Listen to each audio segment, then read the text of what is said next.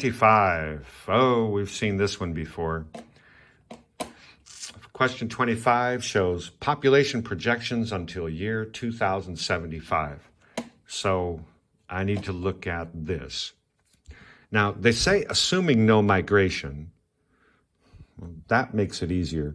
Which situation must exist if the population is to change in the manner shown in the diagram? What is the manner?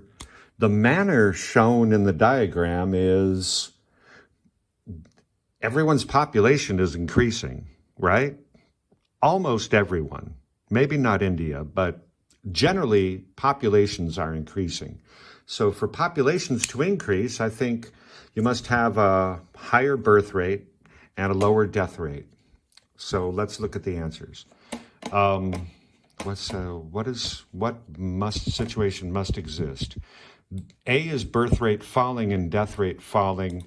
So we don't know the result of this. So the answer cannot be A, right? If they both fall, we don't know the result.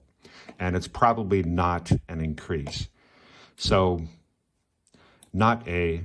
What about B? Yes, B. If the birth rate is greater than the death rate, our population will increase. More babies are being born than people dying. That's what it is. If the death rate is greater than the birth rate, then our population is falling. If the death rate is rising and the birth rate is falling, then our population will fall quickly.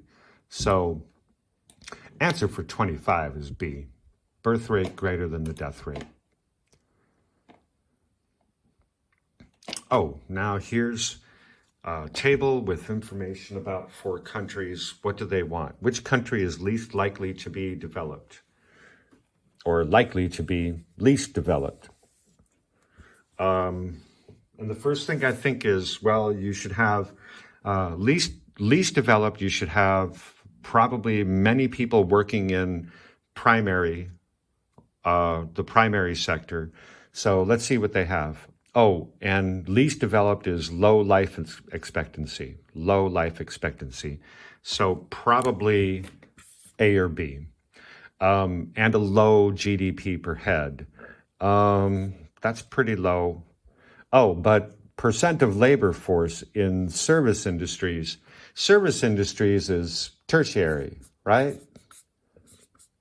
And service industries usually pay more.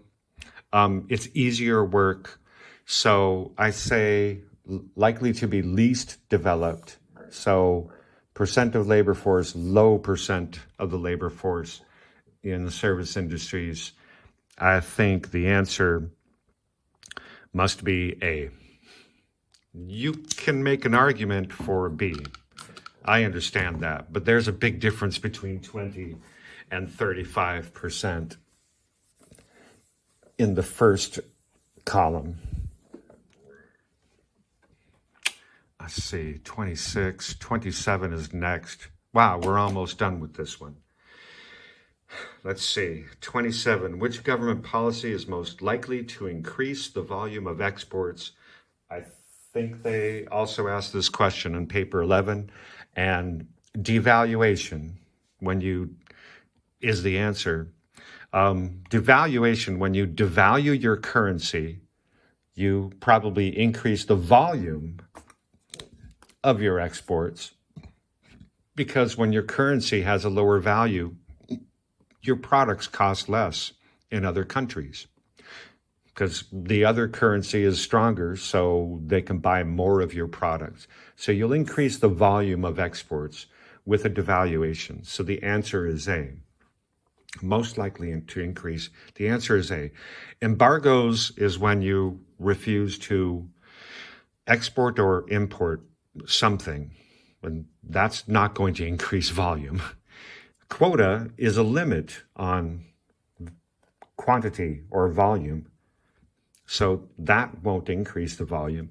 And a tariff is a tax on imports, so that will definitely reduce the volume. And maybe for this question, they're thinking the tariff is assessed by the other country. So the other country has a tariff. But if another country has a tariff on your products, it will reduce the amount that you export. So A is the only answer here. And 28 says, what might encourage international specialization between countries? Free trade. The answer must be free trade, right?